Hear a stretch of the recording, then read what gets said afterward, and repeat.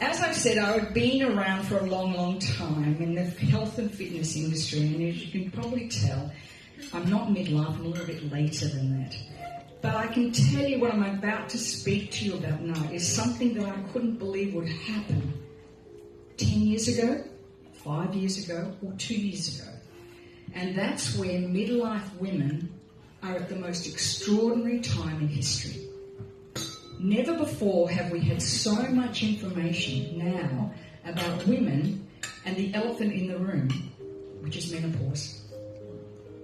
Did you know that when the HER-BC study was released in Vancouver last year, it was discovered that less than 4% of funding for health research in North America is actually for women.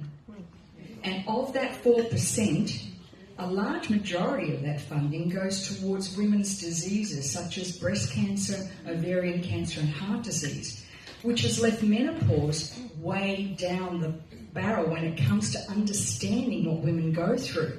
And in fact, doctors only receive less than a few hours of training in menopause. So for many women up until now, this has been a secret. No one's talked about it. I want to ask you a question. How many of you, your mothers told you about their menopause experience?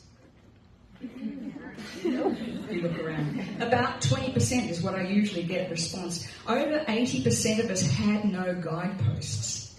And up until now, often we were gaslit when we go to the doctor to talk because they had no training as well. But now all of a sudden with social media, in particular Instagram, women doctors going through their own menopause transition are starting to talk about it.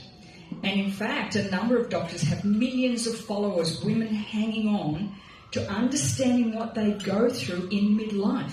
51% of the population will go through this transformational change.